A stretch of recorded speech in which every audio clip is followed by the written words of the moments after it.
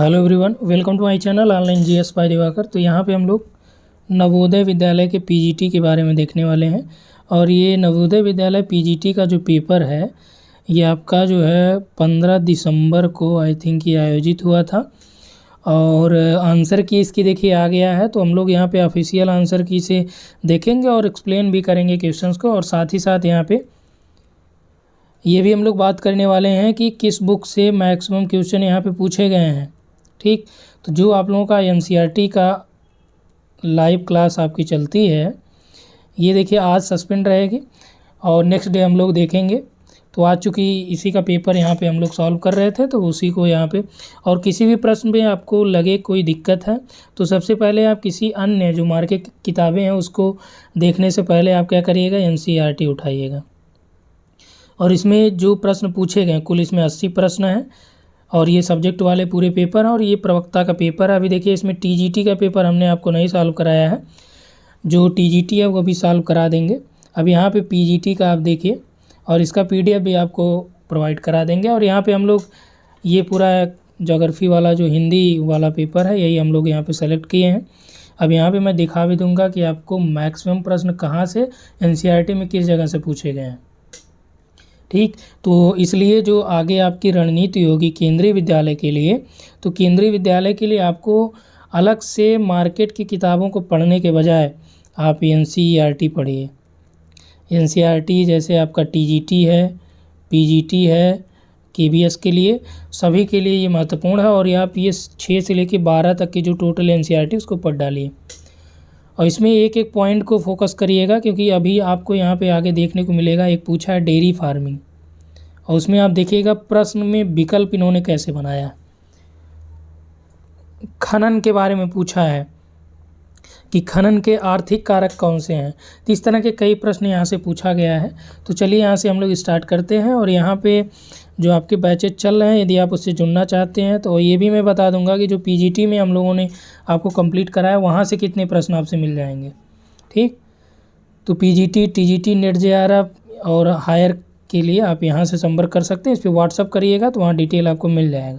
तो पहला प्रश्न हम लोग यहाँ पे देखते हैं। और देखिए यहाँ पे कोशिश ये रहेगी कि एक ही वीडियो में पूरे 80 प्रश्न सॉल्व कर लें। तो दिया है कि निम्नलिखित में से किसने मानव भूगोल को इस प्रकार परिभाषित किया। तो मानव भूगोल की परिभाषा आप समझिएगा और ये भी आपका एनसीईआरटी में लाइन बाय लाइन मिल जाएगा। मानव भूगोल अस्थिर पृथ्वी और क्रियाशील मानव के बीच परिवर्तनशील संबंधों का अध्ययन करता है। किसने कहा? सैंपल ने, रेडजेल ने, ब्लांच ने या टेलर ने? तो अस्थिर पृथ्वी और क्रियाशील मानव, इनके बीच जो परिवर्तनशील संबंध है उसका अध्ययन जो है एलन सैंपल ने किया था। और निम्नलिखित स्थलाकृतियों में कौन सी स्वभाव में सांस्कृतिक है? कौन सी सांस्कृतिक है? प्राकृतिक वनस्पति, जीव जंतु या भू आकृतियाँ या अधिवास? अब देखिए हमने आपको एनसीईआरटी जो मैं पढ़ा रहा था शुरुआत में चैप्टर नंबर 7 जो आपका चल रहा है, तो उसमें हमने ये बताया था कल्चरल लैंडस्केप। ठीक, कल्चरल लैंडस्केप जो ये कॉन्सेप्ट दिया था ये कालसावर महोदय ने दिया था। और जो कल्चरल लैंडस्केप या सांस्कृतिक दृश्यभूमि आप कह सकते हैं या सांस्कृतिक कारक कह सकते हैं, तो ये मानव के द्वारा जो निर्मित हैं, जैसे सड़क हो गया, अधिवास हो गए, मकान हो गया। ठीक, ये सभी क्या हैं? ये आपके सांस्कृतिक में आएंगे। तो स्वभाव से सांस्कृतिक कौन है? अधिवास। ये आपका क्या है? भू आकृतियाँ प्राकृतिक, जीव जंतु भी प्राकृतिक और ये वनस्पतियाँ भी प्राकृतिक। तो राइट आंसर। ठीक है, आगे देखिए, आगे दिया मानव भूगोल के निम्न उपागमों में से 1970 के दशक के दौरान कौन कौन से उपागम का उद्भव हुआ था। तो 1970 के दशक के दौरान जो उपागम हम देखने को मिला था, ये देखिए इसमें अन्वेषण, वर्णन है, मानववाद है, क्षेत्रीय विवेचन, स्थानिक संगठन। तो राइट आंसर क्या हो जाएगा? मानववादी जो भूगोल है या टुआन वाला जो था। ठीक, तो ये आपका 70 के दशक के आसपास है। उसके बाद जो मात्रात्मक क्रांति भी इसी के आसपास की है। और उसके बाद आपका दिया है कि कौन सा सामाजिक भूगोल से संबंधित है। देखिएगा आपने जो ये आपका विषय क्षेत्र है भौतिक भूगोल का, ठीक, में आप भूगोल के विषय क्षेत्र में आपने पढ़ा होगा कि भूगोल का अन्य विज्ञानों से संबंध। ठीक, तो उसमें आपने समाज शास्त्र या सामाजिक विषय से सामाजिक भूगोल पढ़ा होगा, सांस्कृतिक भूगोल पढ़ा होगा। कह रहा है कि कौन सा क्षेत्र जो सांस्कृतिक सामाजिक भूगोल से संबंधित है। ठीक है, दिया है संसाधन है, पर्यटन है, अवकाश भूगोल है, या फिर निर्वाचन भूगोल है। निर्वाचन भूगोल किससे संबंधित है? पॉलिटिकल ज्योग्राफी से हो गया। पर्यटन भूगोल आपका ये सामाजिक भूगोल से होगा नहीं। संसाधन आपका आर्थिक वाले से हो गया, लेकिन यहाँ पे सामाजिक भूगोल से आपका अवकाश जो भूगोल है ये आपका जो है सामाजिक भूगोल से हो जाएगा। ठीक है, चलिए आगे देखते हैं। 5 नंबर पे दिया है कि जीवन निर्वाह के लिए सबसे महत्वपूर्ण कारक कौन से हैं। तो जीवन निर्वाह के लिए सबसे महत्वपूर्ण कारक क्या हैं? ये देखिए, आप एनसीईआरटी में देखेंगे जो प्राइमरी एक्टिविटी उसमें भी आपका जीवन निर्वाह कृषि और जीवन निर्वाह के बारे में दिया है। तो सबसे महत्वपूर्ण कारक क्या है? भू-आकृति है, जलवायु है, मृदाएँ हैं, या जल की उपलब्धता है। तो जीवन निर्वाह के लिए सबसे महत्वपूर्ण कारक कौन सा है? जल की उपलब्धता। ठीक है, तो अभी क्योंकि इतना ज़्यादा तकनीकी सुविधाएं विकसित हो गई हैं कि केवल आपके पास जल रहे तो मृदा की आवश्यकता नहीं पड़ेगी, आप एग्रीकल्चर कर सकते हैं। हाइड्रोपोनिक्स आपने सुना होगा, हाइड्रोपोनिक्स, तो उसमें बहुत ज़्यादा मिट्टी की आवश्यकता होती नहीं है, जल में कृषि की जाती है। ठीक है, तो सबसे महत्वपूर्ण कारक आपका जल की उपलब्धता है। और उसके बाद अगला क्वेश्चन है कि प्रतिशत में जनसंख्या परिवर्तन को निम्नलिखित में से किसके द्वारा व्यक्त किया जाता है। तो प्रतिशत में जनसंख्या परिवर्तन क्या है? जो ग्रोथ रेट है, पॉपुलेशन ग्रोथ रेट आपका परसेंटेज में डिवाइड दिखाया जाता है। तो जनसंख्या परिवर्तन को प्रतिशत में किस में? आपका जनसंख्या वृद्धि दर, जैसे कहते हैं कि 7% की ग्रोथ रेट रही है। ठीक, इस तरह का दिखाते हैं, तो वही चीज़ यहाँ पे है। चलिए अगला प्रश्न यहाँ पे देखते हैं। ये आपका दिया है कि जननांकीय संक्रमण सिद्धांत की जो पहली अवस्था थी। अब देखिए, आप कमेंट में बताएंगे जननांकीय संक्रमण सिद्धांत किसने दिया है और कब दिया था। ठीक, और अलग अलग जैसे थॉमसन और, चलिए हम बता ही दे रहे हैं, थॉमसन और नोटेस्टीन है। तो आप बताएंगे कि नोटेस्टीन और थॉमसन ने जो सिद्धांत दिया था ये किस संबंध में और कब दिया था, सबसे पहले किसने दिया था। तो पहले सिद्धांत में, यानी पहली जो अवस्था है उसमें क्या होता है? पहली अवस्था में जो है ये आपका प्रजननशीलता उच्च रहती है, यानी डेथ रेट भी हाई रहता है और बर्थ रेट भी हाई रहता है। ठीक, तो उच्च प्रजननशीलता। और उसके बाद देखिए प्रवास के लिए निम्नलिखित में कौन सा, अभी देखिए सब डिफाइन करेंगे तो आपका टाइम भी ज़्यादा जाएगा।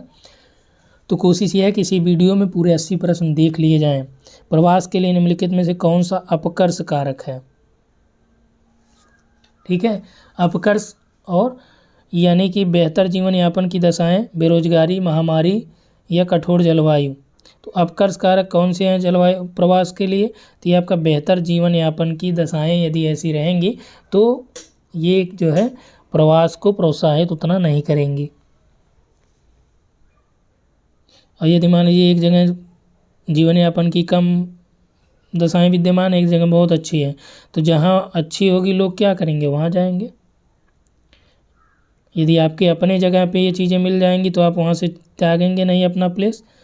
मानव इतिहास में सबसे प्रारंभिक गतिविधि कौन हुई थी? तो सबसे पहली गतिविधि क्या थी?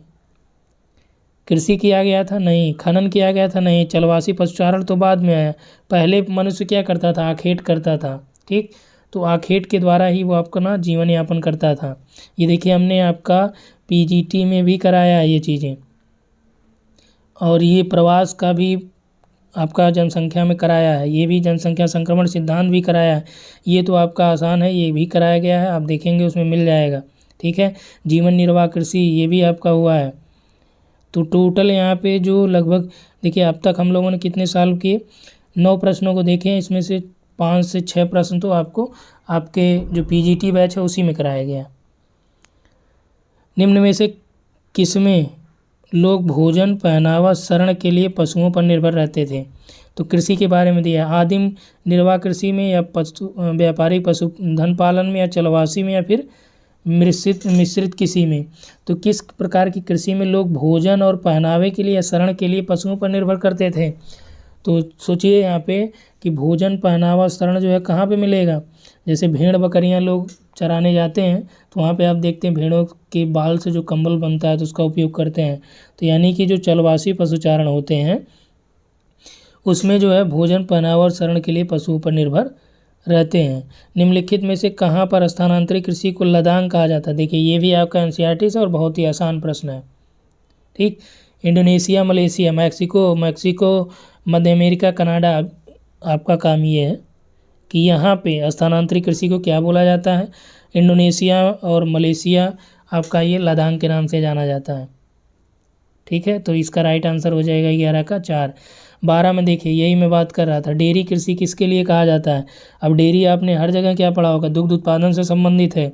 ठीक है, अब यहाँ पर देखिए फसल और पशुपालन दोनों समान महत्व किस में दिया जाता है, मिक्स्ड फार्मिंग में दिया जाता है। मिक्स्ड फार्मिंग में ये आपका दोनों को महत्व दिया जाता है, यानी एक साथ दोनों को किया जाता है। इसमें दिया है कि बहुत उन्नत और दक्षिण प्रकार की खेती होती है, बहुत ही विशिष्टीकृत व्यापारिक खेती होती है, यूरोपीय लोगों द्वारा शुरुआत किया गया। ठीक है, अब यहाँ पे देखिए है तो यहाँ पे होना चाहिए, जैसे जो आपका एनसीईआरटी के अकॉर्डिंग हम लोग देखें तो यूरोपीय लोगों द्वारा चालू किया गया था। पश्चिमी यूरोप में पहली बार इस तरह की फार्मिंग की बात कही गई थी। ठीक है, डेयरी एग्रीकल्चर की। लेकिन अब देखिए ऑफिशियल आंसर की में आपका क्या दे रहा है, बहुत ही उन्नत और दक्षिण प्रकार की खेती। अभी एनसीईआरटी एक बार मैं आपको दिखा दे रहा हूँ। यहाँ पे देखिए आपके सामने ये एनसीईआरटी खोली गई है और ये आपका है मानव भूगोल के मूल सिद्धांत की एनसीईआरटी है। ये चैप्टर नंबर 3 है, प्राइमरी एग्रीकल्चर। इसमें देखिए डेयरी के बारे में दिया गया है। ठीक है, डेयरी एग्रीकल्चर यहाँ से आपका यहाँ से शुरू है और मिश्रित कृषि भी यहाँ पे दिया गया है। तो ये भी आप देख सकते हैं। डेयरी में आपका देखिए सर्वाधिक उन्नत एवं दक्ष प्रकार का, अब देखिए इसमें दिया है कि दुधारू पशुओं के पालन पोषण का सर्वाधिक उन्नत एवं दक्ष प्रकार है। वही चीज़ यहाँ पे इन्होंने क्या किया है कि डेयरी फार्मिंग किसके लिए कहा डेयरी कृषि किसके लिए कहा जाता है। तो इसमें इन्होंने ये प्रश्न तो गलत बनाए हैं, उनको यहाँ पे ये बनाना चाहिए था कि डेयरी कृषि का संबंध किससे है। ठीक है, इन्होंने क्या किया, दुधारू पशुओं को छोड़ दिया। अब यहाँ पे जो प्रश्न में आपका दिया है उसमें कि बहुत ही उन्नत व दक्षिण प्रकार की खेती। ठीक, यहाँ पे उन्नत और दक्ष प्रकार किसके लिए हैं, दुधारू पशुओं के, या डेयरी व्यवसाय जो है ये दुधारू पशुओं के पालन पोषण का सर्वाधिक उन्नत और दक्षिण का एक प्रकार है। तो ये डेयरी व्यवसाय के अंतर्गत बोला गया है। ठीक, तो इसमें थोड़ा सा ये इन्होंने अंतर किया। फिर भी यदि आप एनसीईआरटी पढ़े होंगे तब आप यहाँ से कर सकते हैं। और दूसरा देखिए उन्नत एवं दक्ष प्रकार आपका डायरेक्ट यहीं से मिल गया चैप्टर से। दूसरी चीज़ यहाँ पे आपका डेयरी फार्मिंग में दिया है कि जो वाणिज्यिक स्तर पे डेयरी है, यहाँ पे देखिए इसी के अंतर्गत है ये पश्चिमी यूरोप। लेकिन अब यहाँ पे यूरोपीय लोगों द्वारा शुरू किया गया, ये कहीं स्पष्ट लिखा नहीं गया है। ठीक, लेकिन यदि आप इसको नहीं पढ़े रहेंगे तो वही 4th वाले ऑप्शन पे आप लगा सकते हैं। यदि ये वाला ऑप्शन नहीं होता कि उन्नत और दक्ष प्रकार की खेती के लिए जो है ये डेयरी व्यवसाय है। अब किस प्रकार की खेती किससे संबंधित है, तो वो आपका दुधारू पशुओं से संबंधित है।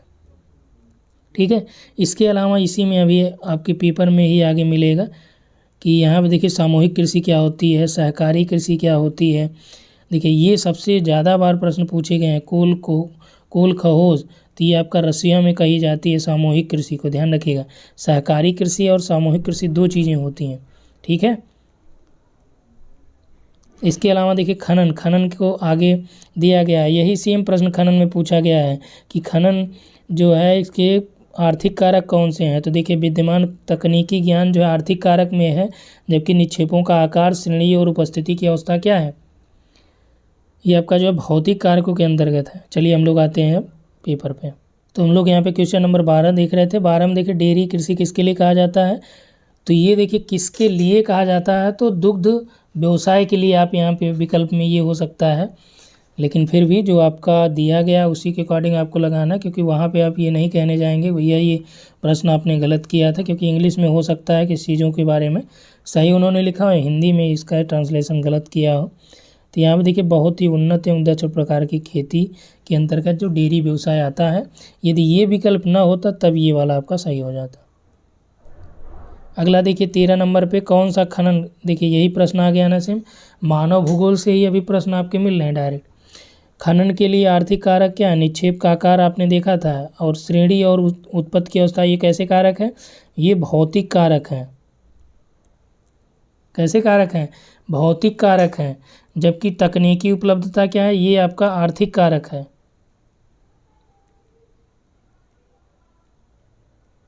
ठीक है, तो यहाँ से आप देख सकते हैं कि नवोदय विद्यालय में जो पूछा गया प्रश्न है वो एनसीईआरटी से ही पूछा गया है, और इसीलिए मैं आपका एनसीईआरटी पे यहाँ पे देखिए आप लोगों की क्लासेज जो चल रही हैं वो इसीलिए ये फ्री क्लासेज यहाँ पे उपलब्ध कराया जा रहा है, ताकि आप लोगों को जो है इसका लाभ मिल सके। और पूरी एनसीईआरटी हम लोग देखेंगे आगे, अभी जितना मैं कराया हूँ उसमें से भी दिखाता हूँ कहाँ कहाँ पे ये मिल रहा है। निम्नलिखित उद्योगों में से किसको आकार के आधार पर वर्गीकृत किया गया है, किस उद्योग को आकार के आधार पर वर्गीकृत किया गया है। और यहाँ पे आपका देखिए जो दिया गया है कि घरेलू आधारित, कृषि आधारित, खनिज आधारित या फिर पशु आधारित। तो आकार के आधार पे आपका कौन सा उद्योग वर्गीकृत किया गया, तो ये आपका घरेलू आधारित है, ये उद्योग वाले चैप्टर में है। कौन सा आधात्विक उद्योग है, आधात्विक जिसमें धातु नहीं, इस्पात में धातु होता है, तांबा, एल्युमिनियम ये है, लेकिन सीमेंट में आपका क्या है, पत्थरों का उपयोग होता है। ठीक है, उसी से आपका बनता है सीमेंट। तो ये आपका राइट आंसर इसमें दूसरा हो जाएगा। आगे देखिए हथकरघा उद्योग की प्रमुख विशेषताएं कौन सी हैं, तो हथकरघा उद्योग की जो प्रमुख विशेषताएं कौन सी हैं, दिया है कि पूंजी की जो उच्च लागत है, या सामान्य श्रम की आवश्यकता हो, या शक्ति जनित श्रम, या सघन श्रम। ठीक, तो जो हथकरघा उद्योग की प्रमुख विशेषता ये है कि पूंजी की उच्च लागत इसमें ज़रूरत नहीं होती है, सामान्य श्रम इसमें नहीं चाहिए बल्कि श्रम ज़्यादा चाहिए। ठीक, शक्ति जनित है नहीं बल्कि सघन श्रम आवश्यक इसको होता है। ठीक है, आगे देखिए इसमें दिया है कि कौन सा सही मिलान किया गया है। तुला जो है क्रोन क्रिगोराग रॉग डेनमार्क दिया है, तो ये आपका रसिया वाला जो पार्ट होता है यूएसएसआर में आएगा, यूक्रेन आप कह सकते हैं इसको। शेफील्ड जो है ये दिया है यूनाइटेड किंगडम, ये आपका सही मिलान दिया है। एसन फ्रांस ये भी नहीं है, तो ये आपका शेफील्ड यूके। ठीक है, आगे देखिए उद्योगों को, ये मैं कराया हूँ आप देखिएगा उसमें, या इकोनॉमिक ज्योग्राफी का मैं जो सॉल्व करा रहा था प्रीवियस ईयर में, तो उसमें भी आपको इसको मिल जाएगा। उद्योगों को स्थापित करने वाले सबसे महत्वपूर्ण कारक है, इकोनॉमिक ज्योग्राफी में कराया आपको। बाजार की तक अभिगम्यता हो, कच्चे माल का तक अभिगम्यता हो, श्रम आपूर्ति हो, उत्पादन लागत की कमी हो। तो यहाँ पर दिया गया है कि उद्योग को यदि आपको लगाना है कहीं पे, तो कौन सा कारक सबसे महत्वपूर्ण है। ठीक, तो बाजार की तक अभिगम्यता ये भी सही है, कच्चे माल ये भी ज़रूरत है, श्रम आपूर्ति तक पहुंच, एसेसिबिलिटी हो, ये भी सही है। लेकिन अभी यदि आप यहाँ पे फोकस करेंगे कि उद्योग स्थापित करने के लिए वो स्थान जहाँ पे आपको उत्पादन लागत कम लगेगा, तो आप क्या करेंगे, इंडस्ट्री आप यहाँ स्थापित करेंगे। तो उत्पादन लागत में ही आपका क्या है, पूरा कच्चा माल, श्रम आपूर्ति ये सभी शामिल हो जाता है। जैसे आप उत्पादन किए फिर आप बाज़ार ले जाएंगे, तब यहाँ पे बाज़ार अभिगम्यता की ज़रूरत पड़ेगी। ठीक है, तो ये दोनों चीज़ें जो है ये उत्पादन लागत के अंतर्गत ही शामिल हो जाएंगी। तो यहाँ पे दिया उत्पादन लागत की यदि कमी आएगी तो उद्योग जो है वहीं स्थापित किया जाएगा जहाँ पे ये सिचुएशन होगा। अगला है निम्नलिखित में से स्वच्छंद उद्योग की विशेषताएं कौन सी हैं। तो स्वच्छंद उद्योग यानी जो इलेक्ट्रॉनिक वाले उद्योग होते हैं, ठीक, तो ये क्या कहे जाते हैं, ये स्वच्छंद उद्योग होते हैं, इन्हें फूट लूज उद्योग आप कह सकते हैं। तो प्रश्न देखिए विकल्प में, इन्हें निश्चित स्थानों पर ही स्थापित किया जा सकता है, ये विशिष्ट कच्चे माल पर निर्भर होते हैं, ये बड़ी श्रम शक्ति वाले होते हैं, इनमें उत्पादन कम मात्रा में होता है। ठीक, तो स्वच्छंद उद्योग जो होते हैं ये क्या होते हैं, इसमें जो प्रोडक्टिविटी होती है ये कम होती है, यानी प्रोडक्शन बहुत कम मात्रा में। अब लैपटॉप या मान लीजिए आप जो चिप वगैरह होता है ये इतनी ज़्यादा मात्रा में तो उत्पादित कर नहीं सकते हैं। तो स्वच्छंद उद्योग की विशेषता यही है कि उत्पादन जो है कम मात्रा में इसमें होता है। और निम्नलिखित उद्योगों में से कौन सा खनिज आधारित उद्योग है, सीमेंट है, चीनी है, लाख है, रबर है। ठीक, तो खनिजों पे आधारित देखिए चीनी आपका गन्ने से बन जाएगा, लाख जो है ये आपका जो कीटूट होते हैं लाख वाले, उससे बनता है। रबर आप जानते हैं कि ये पेड़ पौधों से, जो रबर वाले पौधे होते हैं इनसे जो दूध निकलते हैं, यानी उससे इसका निर्माण किया जाता है। तो यहाँ पे आपका सीमेंट जो है ये खनिज आधारित हो जाएगा। और 21 में देखिए कौन सी तृतीयक गतिविधि है। ठीक, अब यहाँ पे देखिए प्राइमरी, सेकेंडरी, टर्शियरी ये सभी हमने आपको कराया भी है। तो तृतीयक गतिविधि में क्या आता है? कताई, बुनाई, बढ़ईगिरी, व्यापार। ठीक, तो तृतीयक गतिविधि में आपका व्यापार आ जाएगा। और इसमें देखिए अकेली सबसे बड़ी कौन सी तृतीयक गतिविधि है? तो इसमें सबसे बड़ा जो टर्शियरी जो है एक्टिविटी है वो कौन सी है? तो इसमें व्यापार, परिवहन, विनिर्माण, ये सभी क्या है? ये तीनों जो है आपकी तृतीयक में आता है। पर्यटन भी आता है तृतीयक में। तो जबकि पर्यटन क्या है? ये अकेले सबसे बड़ा एक इसका अलग सेक्टर ही हो जाता है। ठीक है, एक्टिविटी का। तो पर्यटन इसका जो है राइट आंसर हो जाएगा। अगला है देखिए प्राइमरी जो एक्टिविटी है या प्राइमरी क्रियाकलाप जो है, प्राथमिक क्रियाकलाप में जो लोग काम करते हैं उन्हें क्या कहा जाता है? ये देखिए बहुत ही इम्पोर्टेंट है और ये हमने कराया, कई बार आप लोगों को कराया है। ठीक है, तो यहाँ पर देखिए प्राइमरी एक्टिविटी में जो लगे हैं उन्हें रेड कॉलर वर्कर कहते हैं। और आप ये कमेंट में बताएंगे श्वेत कॉलर किस में है, धूसर और स्वर्ण कॉलर किस में है। ठीक, किस प्रकार की एक्टिविटी में ये आते हैं। अगला देखिए अंतर्राष्ट्रीय सीमाओं के साथ बने सड़कों को निम्नलिखित में से किसके द्वारा जाना जाता है? अंतर्राष्ट्रीय सड़कें, राज्य सड़कें, जिला सड़कें या सीमांत सड़कें। तो जो अंतर्राष्ट्रीय सीमाओं पर सड़कें बनती हैं उन्हें बनाता कौन है? BRO, border road organisation. ठीक, सीमा सड़क संगठन जो है। तो ये क्या बोला जाएगा इन्हें? सीमांत सड़कें, क्योंकि जो सड़कें हैं इनका एरिया होता है, सीमा और सीमांत में डिफरेंस होता है। ठीक, जैसे एक लाइन खींच दी गई, ये दोनों देश हैं, ये इसका क्या जाएगा? लाइन, सीमा हो जाएगी। लेकिन जैसे भारत और पाकिस्तान की बात करें या भारत और चीन की बात करें तो यहाँ पे एक जोन होता है जो बफर आप कह सकते हैं। और इसके अलावा देखिए यहाँ पे जो आपका बाउंड्री बनाई गई है तो ये क्या, इनके बीच जगह होती है, तो ये आपके सीमांत होते हैं। ठीक, तो यहाँ पे आपका सीमांत सड़कें इन्हें कहेंगे। और उसके बाद विश्व में सर्वाधिक सड़क घनत्व किस महाद्वीप में पाया जाता है? यूरोप में है या उत्तरी अमेरिका में है, ऑस्ट्रेलिया में, अफ्रीका में। अब देखिए नई NCERT जो है उसमें देखेंगे आप तो स्पष्ट लिखा गया है।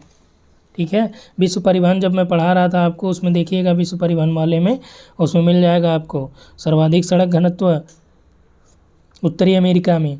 किस देश में रेल का सर्वाधिक घनत्व? ये भी देखिए NCERT में ही है।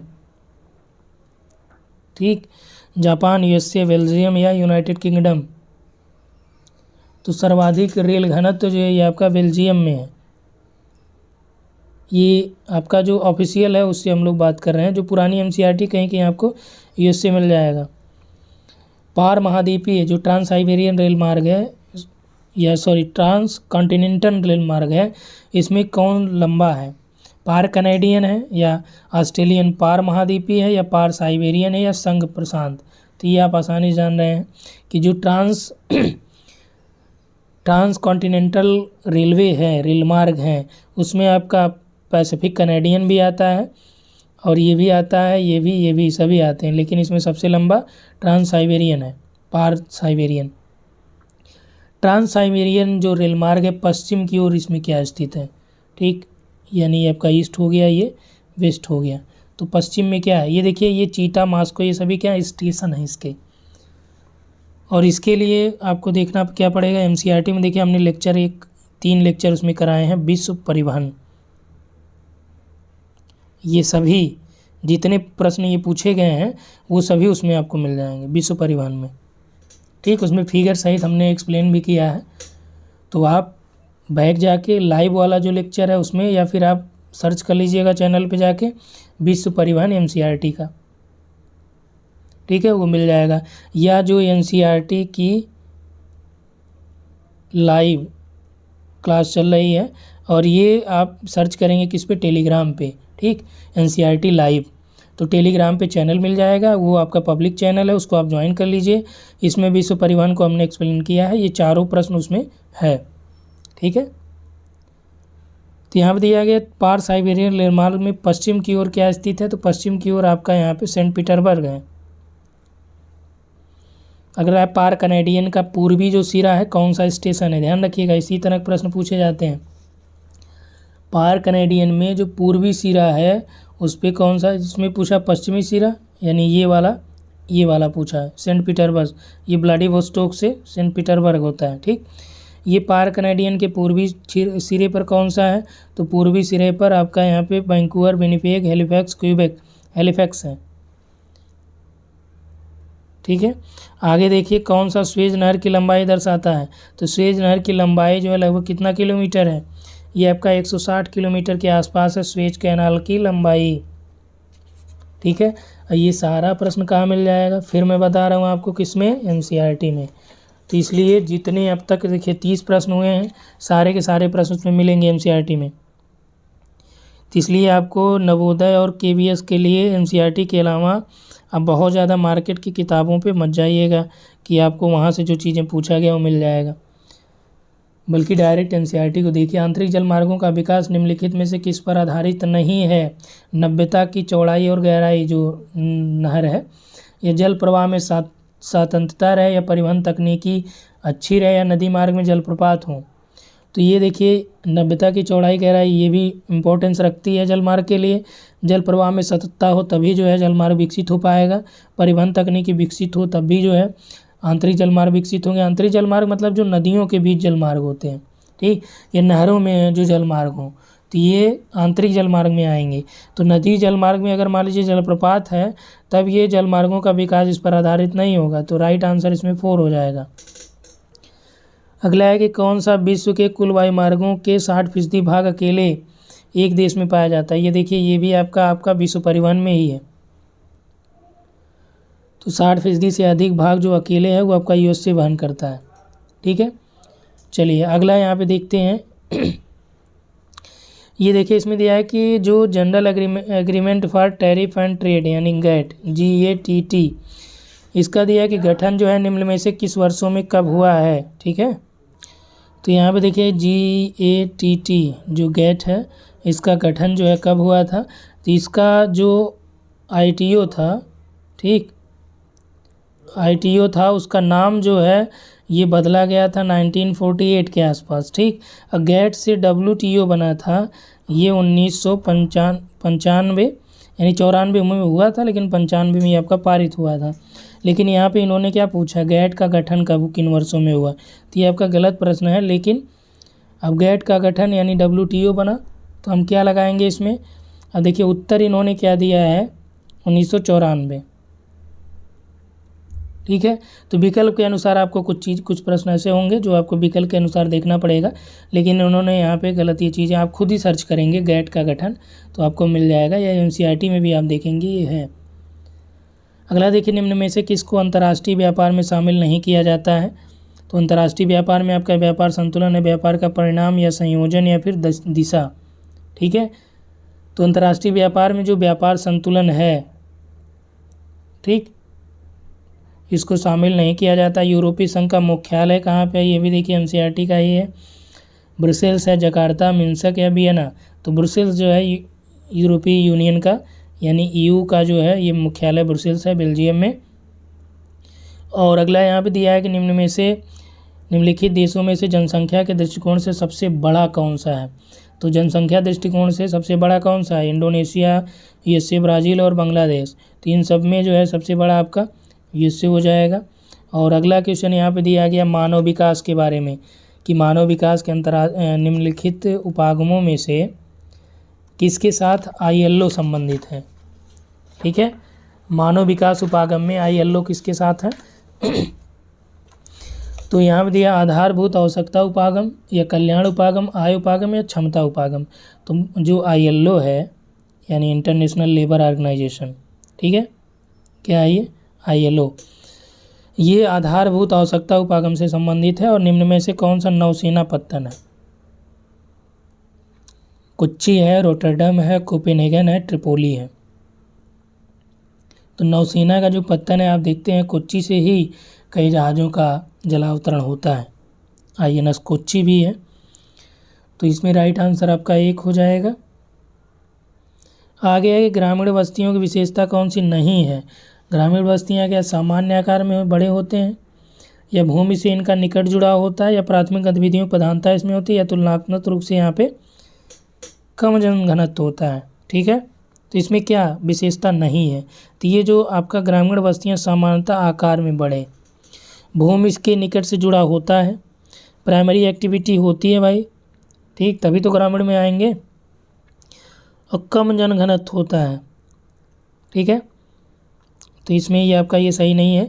जो गांव झील के चारों ओर विकसित होता है, ये झील हो गया, इसके चारों ओर विकसित होगा, उसे क्या बोला जाएगा? तारा समान, आयता समान, रैखिक या वृत्ताकार। ये देखिए ये भी हमने कराया ही है, ये भी हुआ है। तो टोटल इसमें अभी तक देखिए 40 प्रश्नों में कम से कम 25 प्रश्न जो है ये तो आपको हूबहू मिल जाएंगे। थोड़ा सा यहाँ पे एक्सप्लेन करेंगे तो 30 से एबव प्रश्न आपका आसानी से है, और एनसीईआरटी में तो सब है।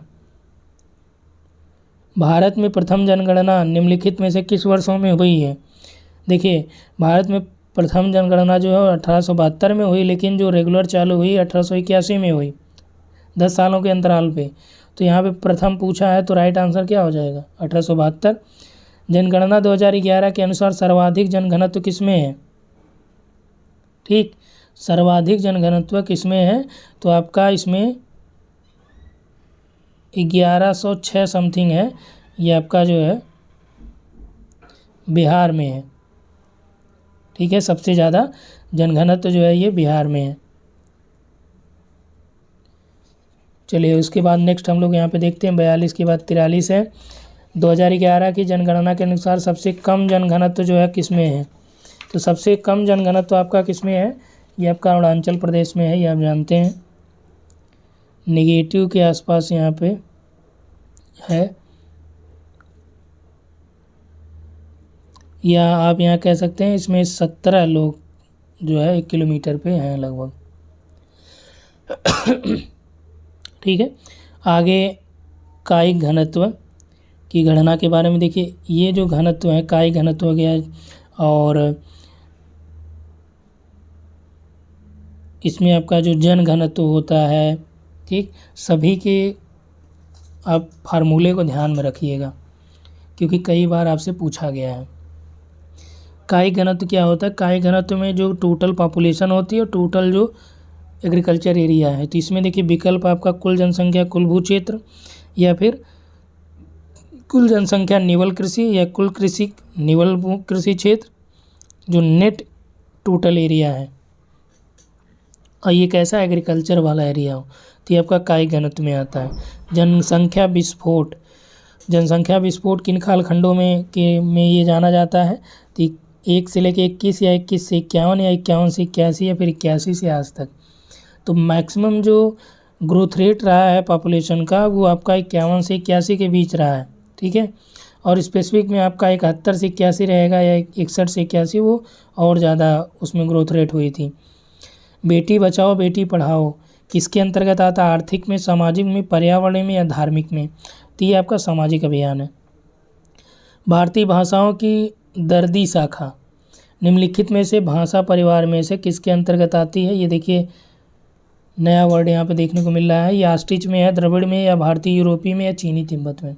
ठीक, तो ये भी आपका देखिए एनसीईआरटी में है ही भारतीय भाषाओं का। तो ये आपका राइट आंसर इसमें हो जाएगा भारतीय और यूरोपीय के अंतर्गत ये आपका आएगा दर्दी शाखा। और विशाल श्रम शक्ति किसमें लगी हुई है? तो सबसे ज़्यादा जो श्रम शक्तियाँ किन क्षेत्रों में काम कर रही हैं? प्राइमरी सेक्टर में है, लेकिन सबसे ज़्यादा जो आर्थिक रूप से सक्षम है या सबसे ज़्यादा जो आर्थिक में योगदान करता है वो द्वितीयक सेवा क्षेत्र। द्वितीयक आपका क्या उद्योग है? तृतीयक आपका सेवा क्षेत्र है, सेवा क्षेत्र, इसी का योगदान सबसे अधिक है, 50% से अधिक भी ये आपका, ये लगभग 17 से 21 के आसपास है। ठीक, ये आपका इंडस्ट्री हो जाता है यानी उद्योग क्षेत्र, प्राथमिक वाला कृषि क्षेत्र, और चतुर्थ वाले में जो हाई लेवल की सोसाइटीज़ हैं या हाई लेवल जैसे साइंटिस्ट वगैरह हो गए, रिसर्च इंस्टीट्यूट वगैरह हो गए, वो आपका क्वाटनरी में आता है। निम्नलिखित में से प्रवास के कौन आर्थिक परिणाम है? प्रवास के कौन से आर्थिक परिणाम होते हैं?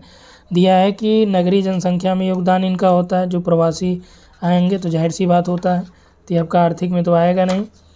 उसके बाद है प्रवासियों द्वारा उनके मूल क्षेत्र में पैसा भेजना। ठीक, आय और दक्षता चयनित बाह्य प्रवास या प्रवासों से अनेक संस्कृतियों के लोगों का अंतर सम्मिश्रण है, तो ये भी है, ठीक, ये भी है। लेकिन आर्थिक परिणाम पूछा है, तो आर्थिक परिणाम ये होगा कि प्रवासियों द्वारा उनके मूल क्षेत्र में, जैसे भारत के लोग अमेरिका में कमा रहे हैं, सऊदी अरेबिया में हैं, यहाँ से ये पैसा भेजेंगे, तो ये प्रवास का क्या है, ये आर्थिक परिणाम है, ठीक है। किसमें गरीबी रेखा से नीचे जनसंख्या का सर्वाधिक प्रतिशत है, तो गरीबी रेखा से नीचे जनसंख्या का सर्वाधिक परसेंटेज किस राज्य में है, 2011 और 12 की बात चल रही है, बिहार है, झारखंड, छत्तीसगढ़, मणिपुर, ठीक है। तो किस में है ये, बिहार बीमारू को छोड़ दीजिए, अब छत्तीसगढ़ में सबसे ज़्यादा गरीबी की प्रतिशतता है, लेकिन जनसंख्या आपका बिहार वाले में हो जाएगी सबसे गरीब। अगला है कि ब्रूंडलैंड कमीशन जो है, ये आपका सतत विकास पर आधारित जो कमीशन था, इसमें पूछ रहा है कि इसकी जो रिपोर्ट है उसका नाम है आवर कॉमन फ्यूचर, ये कब प्रकाशित हुई थी, ये आपका 87 की है, और ये बहुत बार प्रश्न पूछा गया, यूजीसी नेट वगैरह में तो कई बार आए हैं। अगला देखिए, निम्नलिखित बस्तियों में से कौन सी विभिन्न इकाइयों में विखंडित है, ठीक है। तो कौन सी जो है ये अलग अलग इकाइयों में विखंडित है, या परिक्षिप्त बस्तियाँ, गुच्छित हैं, अर्धगुच्छित हैं, या पल्ली बस्तियाँ हैं। तो अलग अलग विखंडित रूप जो है ये कहाँ पे, जो पल्ली बस्तियाँ होती हैं, जैसे आप गांव में यदि आपने रहा होगा तो आप वहाँ पे देखते हैं कि पल्ली डाल डाल के लोग रह रहते हैं, पीले रंग के जो चादर या पॉलीथीन डाल के, तो वही आपका उसी प्रकार की यहाँ बस्तियाँ हैं। तो ये अलग अलग खंडों में विखंडित होती हैं, ठीक है। अगला दिया है कि नगरों में से कौन सा परिवहन नगर के रूप में है। तो परिवहन नगर में देखिए जमशेदपुर है, ये आपका उद्योग नगर में आ जाएगा, सतना है, विशाखापट्टनम, अंकलेश्वर है, तो विशाखापट्टनम जो है ये परिवहन नगर है, ठीक है। आगे देखिए, ऊर्ध्वाधर हवा की गति जिसे डोलड्रम के रूप में जाना जाता है, निम्नलिखित पट्टियों में से किस में पाया जाता है। देखिए, ऊर्ध्वाधर हवा की गति डोलड्रम नहीं बल्कि शांत क्षेत्र को डोलड्रम बोला जाता है। तो ये आपका कह रहा है कि किस में पाया जाता है, ये पट्टियाँ किस में पाई जाती हैं, भूमध्य रेखा के पास, कर्क वृत्त या मकर के, या मध्य अक्षांशी। तो जो डोलड्रम है ये आपका 5 डिग्री नॉर्थ और साउथ, ठीक, यानी इक्वेटर के आसपास ये 5 डिग्री उत्तर और दक्षिण में पाया जाता है, ठीक है। तो ये आपका इक्वेटर के पास हो जाएगा, क्लियर हुआ। आगे देखिए, वायुमंडल के निम्नलिखित में से किस परत में, वायुमंडल की निम्नलिखित परतों में से किस में जो है मौसमी बदलाव देखे जाते हैं, बहिर्मंडल में, मध्यमंडल में, समताप में, या क्षोभ मंडल में। तो सर्वाधिक जो मौसमी बदलाव देखे जाते हैं किस मंडल में आते हैं, ये आपका क्षोभ मंडल में ही आते हैं, और सब मौसमी बदलाव चाहे बादल हो, वर्षा हो, ठीक, क्षोभ मंडल में है। किसमें सबसे बड़ी संख्या में खाइयाँ हैं, ठीक, जो ट्रेंचेज हैं वो किस सागर में सबसे ज़्यादा हैं, ठीक। तो ये आपका पैसिफिक में लगभग आई थिंक 54 के आसपास होंगे या उससे भी अधिक।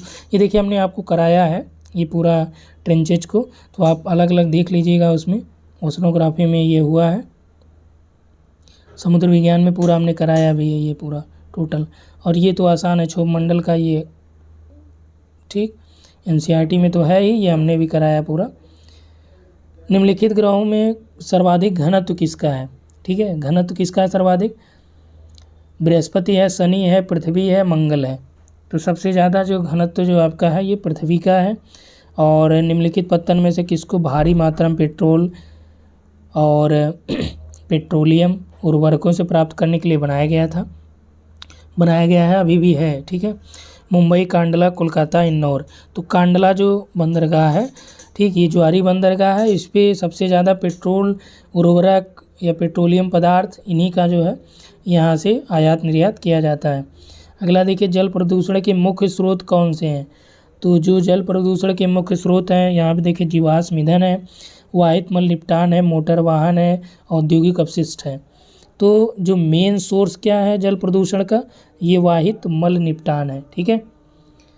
2 स्थानों में से कौन पूर्व पश्चिम गलियारे के 2 अंतिम छोर हैं, ध्यान रखिएगा। अब आपका यहाँ पे गलियारा भी आ गया है, आर्थिक गलियारे, सिलचर राजकोट, सिलचर पोरबंदर, गुवाहाटी पोरबंदर, गुवाहाटी राजकोट, ठीक है। यहाँ पे पूछ रहा है कि पूर्व पश्चिम गलियारे के 2 अंतिम छोर कौन से हैं, तो ये आपके जो है सिलचर और पोरबंदर हैं, सिलचर और पोरबंदर हैं। यहाँ से आप देखिएगा, ठीक, यहाँ पे आपका सिलचर और यहाँ पे आपका पोरबंदर बंदरगाह जो है, ठीक है, ये पूर्व पश्चिम वाले गलियारे, उत्तर दक्षिण के अलग अलग हो जाते हैं। ठीक है, आगे देखिए नेक्स्ट है कि महाद्वीपीय मग्न तट की विशेषता निम्न में से कौन सी है। तो महाद्वीपीय मग्न तट में भारी मात्रा में परतदार निक्षेप होता है मग्न तट पे या महाखड्ड और खाइयाँ पाई जाती हैं। मग्न तट पे नहीं बल्कि मग्न ढाल पे खाइयाँ रहेंगी। ठीक है, सपाट और चिकनी गहरी सतह होगी, या फिर जो है अगला है यहाँ पे कि महासागरीय निमग्न तट की जो विशेषताएं कौन सी हैं। भारी मात्रा में यहाँ पे परतदार निक्षेप होता है, और महाखड्ड और खाइयाँ, ये आपका देखिए ये मग्न तट हो गया, ये मग्न ढाल है। ठीक, मग्न तट मग्न ढाल हो गया। यहाँ पे आपका गंभीर सागरीय मैदान होता है, यहाँ पे आपका गुहेट वगैरह होते हैं। ठीक है, तो यहाँ पे महाद्वीपीय निमग्न तट की जो विशेषताओं में आपका हम बात कर रहे हैं कि आपका यहाँ पे देखिए परतदार निक्षेप हो गया। महाखड्ड और खाइयाँ ये स्लोप पे पाई जाती हैं। सपाट और चिकनी गहरी सतह यहाँ पे स्लोप पे हो जाएगी। उसके बाद देखिए सपाट सतह के साथ छोटी पहाड़ियाँ, तो ये आपका गुहेट वगैरह जो है ये आपका गंभीर सागरीय मैदानों के अंतर्गत ही आएंगे। तो इसमें जो आपका निमग्न तट होगा कॉन्टिनेंटल शेल्फ, स्लोप और डीप सी प्लेन होता है। तो कॉन्टिनेंटल शेल्फ पे ही आपका जो है ये परतदार निक्षेप पाए जाते हैं, क्योंकि तटीय निक्षेप जो होते हैं वो वहाँ पे क्या होते हैं, जमा हो जाते हैं। ठीक है, तो राइट आंसर आपका ये हो जाएगा। तो यहाँ पे आपका देखिए ये आपका क्या हो गया, कॉन्टिनेंटल शेल्फ हो गया। इधर आपका स्लोप होता है, और ये आपका डीप सी प्लेन होता है। डीप सी प्लेन में ही आपका कुएट होते हैं, कटक होते हैं। ठीक है, यहाँ पे टेंचेज भी पाए जाते हैं, यानी गर्त पाए जाते हैं। तो ये चीज़ें कराई गई हैं आपको पूरा। तो ये भारी मात्रा में परतदार निक्षेप निमग्न तट पे होते हैं, निमग्न तट या मग्न तट कहेंगे। अगला है कि एक समुद्री तरंग के उच्चतम और निम्नतम बिंदुओं को निम्नलिखित में से किसके द्वारा जाना जाता है। तरंग ऊंचाई, तरंग विस्तार, तरंग अवधि, या तरंग शिखर, या तरंग गर्त। ठीक है, तो इसमें जो आपका राइट आंसर क्या हो जाएगा, जैसे ऊपर समुद्री जो तरंग है ऊपर उठेगी तो क्या बोला जाए, तरंग शिखर बोला जाए, नीचे आपका गर्त कहा जाएगा। तो ये आपका क्या हो जाएगा, तरंग शिखर और गर्त कहा जाएगा। 62 का जो आपका फोर्थ राइट है।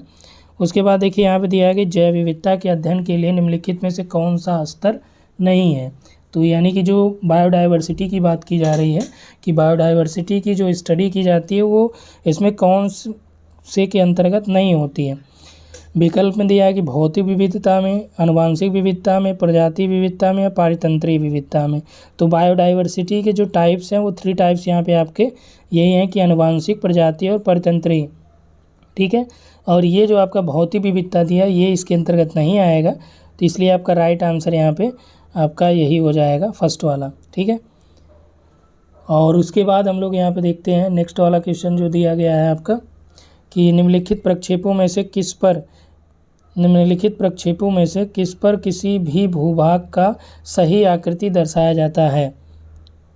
ठीक है, किस प्रक्षेप पर किसी भूभाग की सही आकृति दिखाया जाएगा, मर्केटर पे, या फिर नोमोनिक या स्टेरियोग्राफिक, या बेलनाकार समक्षेत्रफल प्रक्षेप पे। देखिए प्रक्षेप भी हमने कराया पूरा।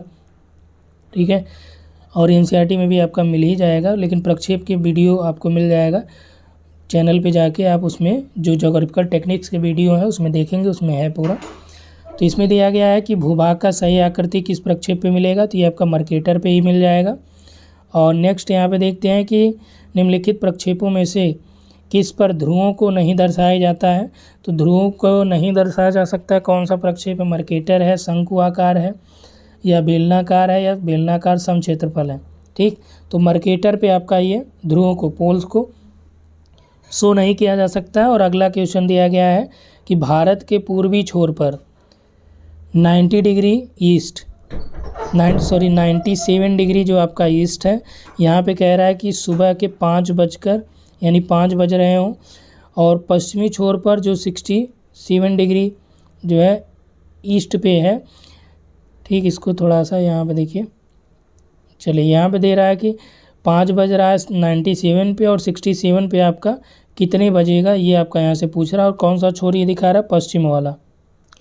तो यहाँ पे देखिए आपका दिया गया है भारत में ही पूछ रहा है। यदि आप भारत का मैप बनाएंगे, ठीक है, ये थोड़ा सा मैप आपका रफली समझाने के लिए बन रहा है। ठीक है, तो यहाँ पे ये कह रहा है कि यदि 97 डिग्री, ये आपका देखिए भारत के पूर्वी छोर पर, पूर्वी पे मान लीजिए यहाँ पे 97 समथिंग ये आपका होता ही है, 97 पे यहाँ पे 5 बज रहे हों, तो पश्चिमी छोर यहाँ पे यदि 67 डिग्री की बात कर रहा है, यहाँ पे कितने बजे सूर्योदय होगा। ठीक, इनके बीच अंतराल समझिए कितना हुआ, 97 और 67 अंतराल कितना हुआ, 30 डिग्री का। ठीक है, कितने का हुआ, 30 डिग्री का अंतराल यहाँ पे हुआ। और 30 डिग्री अंतराल यानी 1 डिग्री अंतराल पे यहाँ पे आप आएंगे तो 1 डिग्री यहाँ पे जो देशांतर, ये टोटल देशांतर रेखाएं के बारे में दिखाया गया 97 और 67। ठीक, तो एक देशांतर इन दोनों के बीच जो है 4 मिनट का अंतराल होता है। तो 30 से इधर आएंगे आप, कितना हो जाएगा, 120 मिनट हो जाएगा। तो 67 पे कितने बजे ये दिखेगा, 120 मिनट यानी 2 घंटे। तो यहाँ पे आपका 7 बजे दिखेगा सूर्योदय, और यहाँ पे आपका 5 बजे सूर्योदय होगा। तो 5 2 7, ठीक है। तो ये आपका 7:0 राइट आंसर आपका यही हो जाएगा। और नेक्स्ट हम लोग देखते हैं यहाँ पे, नेक्स्ट यहाँ पे दिया गया है कि निम्नलिखित में से पृथ्वी के आंतरिक भाग की जानकारी के लिए जो अप्रत्यक्ष स्रोत क्या है। देखिए आंतरिक संरचना में पहला टॉपिक हमने यही बताया था आपको, प्रत्यक्ष स्रोत अप्रत्यक्ष स्रोत के बारे में। ठीक है, तो यहाँ पे आपका ज्वालामुखी है, भूपर्पटी में प्रवेदन है, खनन है, भूकंपी तरंगे। ज्वालामुखी के मतलब कि वो क्या हो गया, प्रत्यक्ष हो गया। आपके सामने जो मैग्मा लावा ये सब दिखता है। भूपर्पटी में यदि प्रवेद किया जाए तो भी क्या होगा, प्रत्यक्ष होगा। आप खुदाई करेंगे तो आपके सामने ही तो दिखेगा। लेकिन जो भूकंपी तरंगे हैं, चाहे SP और L, ठीक है, ये तरंगे क्या बताती हैं, ये बताती हैं कि भैया ये जैसे L क्या है, ये सरफेस वेव कही जाती है। ठीक है, परपटी पे ही चलती है, उससे नीचे नहीं जा पाती है। ये जो है परपटी के नीचे जाती है, लेकिन ये आपका जो लिक्विड वाला फेज़ है उसमें यस आपका नहीं जा पाती है। P अपना सभी में जाती है। ठीक है, तो इससे ये पता चलता है, यदि मान लीजिए P जो नीचे से वेव आ रही है वो आ रही है, तो हम ये पता कर सकते हैं कि भाई नीचे वाली चट्टान कैसी है। तो ये क्या हो गया, ये आपका अप्रत्यक्ष सोर्स हो गया, क्योंकि वहाँ पे हम देख नहीं रहे हैं बल्कि एक अनुमान लगा रहे हैं इन तरंगों के द्वारा। क्लियर हुआ। आगे देखिए, दिया है कि कौन सा जोवियन ग्रह कहलाता है। इसमें देखिए जितने प्रश्न पूछे गए आप मैक्सिमम कर ले जाएंगे। तो जोवियन ग्रह और टेरेस्ट्रियल ग्रह, 2 टाइप के आपने प्लैनेट पढ़ा होगा। ठीक, ये मान लीजिए सन हो गया आपका, सूर्य, और यहाँ से आपका जैसे 4 ग्रह इधर हो गए, 4 इधर हो गए, और इनके बीच आपका एस्टेरॉयड होता है। तो जो इधर वाले हैं ये जोवियन कहलाते हैं, जोवियन ग्रह। ये वाले क्या हैं, ये पार्थिव ग्रह कहे जाते हैं, या इन्हें टेरेस्ट्रियल प्लैनेट कहते हैं। ये जोवियन प्लैनेट होते हैं। तो इसमें 4 कौन से हैं, ये बुध, शुक्र, मंगल और पृथ्वी हो गया। इधर आपका बृहस्पति, शनि और वरुण। ठीक है, अब विकल्प में देखते हैं। जोवियन ग्रह बुध है, शुक्र है, मंगल है, शनि। शनि आपका क्या हो जाएगा, जोवियन हो जाएगा। ये तीनों क्या हैं, ये पार्थिव हैं। ये भी कराया गया और NCERT में आपका है ही। ये आसान से प्रश्न है। कहाँ पर भूपर्पटी में सबसे गहरी खुदाई की गई है। ठीक है, भूपर्पटी में सबसे गहरी खुदाई कहाँ पे की गई है, कोला आर्कटिक महासागर, ओल्डेड बाल्टिक में, रीगा की खाड़ी में, या फिर एम्स्टर्डम ब्रिटिश चैनल में। ठीक है, तो एक तो आपका अफ्रीका महाद्वीप में जो यहाँ पे की गई है, लेकिन इसके अलावा आर्कटिक महासागर में जो कोला एरिया है यहाँ पे सबसे गहरी खुदाई की गई। NCERT देखिएगा। ठीक है, और ये जो लेक्चर हमने आपका 15 लेक्चर टोटल कराए हैं भौतिक भूगोल के मूल सिद्धांत में, उसमें भी आप देखेंगे पृथ्वी की आंतरिक संरचना वाले लेक्चर में ये मिल जाएगा। अगला है कि कौन सी बहिर्वेदी स्थलाकृति है। अब स्थलाकृतियों की बात आ गई है। ठीक है, स्टैलेक्टाइट है, स्टैलेग्माइट है, क्रेटर है, स्तंभ है। तो हमने कल आपको बताया था स्टैलेक्टाइट और स्टैलेग्माइट क्या बोलते हैं, ये धरातल के नीचे बनते हैं, यानी भूमिगत जल से निर्मित स्थलाकृतियाँ हैं। स्टैलेक्टाइट हो गया, स्टैलेग्माइट हो गया, दोनों मिल जाएंगे, स्तंभ बन जाएंगे। तो ये तीनों आपका हो गया। ठीक, क्रेटर जैसे मान लीजिए ज्वालामुखी का उद्गार हुआ, ज्वालामुखी के उद्गार से ये आपका क्रेटर मान लीजिए बनता है। ठीक है, यहाँ पे आपका जो गड्ढा बन जाता है उद्गार के फलस्वरूप, तो वो आपका क्रेटर होता है। और उसमें जो है जब पानी वानी भर जाता है वर्षा के बाद जो है क्रेटर झील हो जाता है। तो यहाँ पे बहुत ज़्यादा समझने की चीज़ नहीं है। एस्कर मैदान किसके द्वारा निर्मित होता है? चलिए, कल आपका ये हुआ था हिमनद वाला और आपका वायुगुण प्रक्रम, ये स्थलाकृतियाँ कल हमने कराया था। एस्कर जो है किससे निर्मित है? ये आपका जल से है, काष्ठ है, हिमानी से है, सागरी तरंग होता है। किससे है? हिमानी से है। और आप कमेंट में बताएंगे एस्कर जो है किस प्रकार की स्थलाकृति है, डिपोजिशनल लैंडफॉर्म है या फिर इरोजनल है। ठीक, उसके बाद देखिए यहाँ पे आपका पृथ्वी की निम्नलिखित पेटियों में से कौन सी सबसे कम सूर्य तापमान प्राप्त करती है? उपध्रुवी पेटी, शीतोष्ण, उपोष्ण या फिर उष्ण। तो ये देखिए आसान सा प्रश्न है। यहाँ पे कह रहा है कि सूर्य यानी कि जो सूर्य तप है, धूप कहाँ पे कम पहुँच पाती है? ध्रुवों पर ना, इसीलिए यहाँ पे हमेशा बर्फ जमा होता है। अगला देखिए, हरिकेन नाम से उष्णकटिबंधीय चक्रवात किस महासागर में आते हैं? तो हरिकेन आपका अमेरिका के जो पूर्वी तटीय वाला एरिया है वहाँ पे जो तूफान आते हैं, या आपका मैक्सिको के आसपास जो तूफान आते हैं, क्या कहा जाता है? हरिकेन है। तो ये किस महासागर में आएगा? ये आपका अटलांटिक में आता है। किस में आएगा? अटलांटिक महासागर में। हरिकेन के नाम पे हरिकेन गोंजालो है, जो आपका आईएएस में पूछा गया था, यूपीएससी में पूछा गया प्रश्न था। ठीक है, और यहाँ देखिए निम्नलिखित लवणताओं में से कौन सा ग्रेट साल्ट का प्रतिनिधित्व करता है? तो ग्रेट साल्ट लेक 330 किसकी है? लेक वान की है। ठीक है, और ग्रेट साल्ट लेक जो है ये आपका जो है साल्ट लेक की 220 के आसपास है। ठीक है, राइट आंसर इसमें 3 वाला हो जाएगा। हिमालय के दक्षिण में निम्नलिखित में से कौन सा सही क्रम पाया जाता है? तो हिमालय में जब आप नीचे की ओर आएंगे, ठीक, तो सबसे पहले आपको क्या मिलेगा? भाबर, फिर तराई में आप आ जाएंगे, तराई के बाद बांगर आता है, फिर आपका खादर आता है।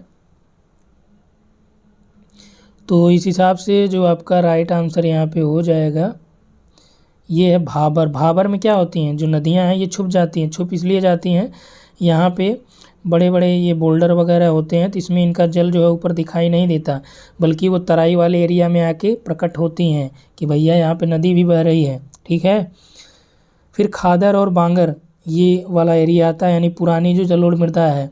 ठीक है, तो राइट आंसर आपका फर्स्ट हो जाएगा इसमें। आगे देखिए, निम्नलिखित भारत के निम्नलिखित क्षेत्र में से किसमें गर्म और शुष्क पवनों को लू कहा जाता है? लू आपकी कहाँ चलती है? उत्तर भारत में। तो यहाँ पे देखिए उत्तर पूर्वी भारत में, उत्तर पूर्वी मतलब नॉर्थ ईस्ट वाला हो गया, सिक्किम उक्किम में, वहाँ कहाँ लू चलती है? छोटा नागपुर पठार, प्रायद्वीपीय पठार, उत्तर का मैदान। ठीक है, उत्तर भारत। अप्रैल से आपका लू यहाँ पे चलने लगता है। किसमें वर्षा छाया क्षेत्र पाया जाता है? पश्चिमी घाट के पूर्व में, पूर्वी घाट के पूर्व में, या अरावली के पूर्व में, सतपुड़ा के पूर्व में। ठीक है, ये आपका क्या है? ये आपका पश्चिमी घाट है, ये आपका पूर्वी घाट पहाड़ियाँ होती हैं। क्लियर हुआ यहाँ तक? अब यहाँ पे जैसे दक्षिण पश्चिम मानसून या अरब सागर की मानसून की शाखा आई, यहाँ पे पहाड़ी है, ठीक है, ऊंची ऊंची है, और इससे ये टकराई यहाँ पे वर्षा की। यहाँ पे पुणे उड़े वाला जो एरिया है ये क्या होता है? ये आपका वृष्टि छाया प्रदेश में आ जाता है, क्योंकि यहाँ पे जब पर्वत हैं ऊंचे ऊंचे, तो इससे ये आपका मानसून आया, यहाँ टकराया, इसका संघनन हुआ, यहाँ पे वर्षा हो गई। अब थोड़ा बहुत जो बचा है ये इधर जाएगा। ठीक, लेकिन ये उतना संघनित हो नहीं पाता, क्योंकि यहाँ पे और कोई पहाड़ पठार है नहीं, और न तो इसमें आर्द्रता बची रहती है, इसलिए ये क्या हो जाता है? वृष्टि छाया क्षेत्र कहा जाता है। तो ये क्या हो जाएगा? पश्चिमी घाट के पूर्व में। समान ताप वाले स्थानों को मिलाने वाली रेखा को किस नाम से जाना जाता है? तो समतापी रेखा हो गई। समान दाब वाले समदाबी, समान उच्चावच समोच्च, समान वर्षा वाले समवर्षी। ठीक है, हो 78 आपका हो चुका है। 2 प्रश्न और बचे हैं। चलिए, 2 ये प्रश्न है कि निम्नलिखित में से कौन सा छवि के प्रतिबिंब निर्वचन का तत्व नहीं है? यानी फोटो के बारे में यहाँ पे पूछ रहा है कि फोटो में आभा होती है, रंग होता है, भाई सही है, फोटो का गठन भी होता है, आकार भी होता है, लेकिन फोटो के लैंडफॉर्म नहीं होते हैं। ठीक, फोटो में भू आकृति नहीं होती है। किसी एक राज्य के विभिन्न खंडों की साक्षरता निम्नलिखित में से किसके द्वारा सर्वोत्तम ढंग से दिखाया जा सकता है। यानी साक्षरता को किससे जो है सर्वोत्तम ढंग से दिखाया जा सकता है। छाया विधि से, सम्मान रेखा विधि, बिंदुकित से या दंडारेख से। तो जो छाया विधि है इससे साक्षरता को बहुत स्पष्ट रूप में या सर्वोत्तम ढंग से दिखाया जा सकता है। तो फाइनली ये आपका 80 प्रश्न हो चुका है और आप यहाँ पे देख पाएंगे कि टोटल जो NBS PGT में 80 प्रश्न आए थे, 80 के 80 प्रश्न आपके MCRT से। ठीक, तो इसलिए इसमें मैक्सिमम प्रश्न आपके MCRT 11 12 से ही हैं। ठीक, PGT का है इसलिए इसी से हैं। यदि आपका TGT होता तो TGT में आपका जो प्रश्न होते वो 9 10 से पूछे गए होते, लेकिन प्रश्न है तो इसी से, लेकिन आप विकल्प देखेंगे ढंग का बनाया गया है। और इसमें 11 12 की आपकी प्रैक्टिकल को भी इसमें शामिल किया गया, प्रैक्टिकल ज्योग्राफी को भी।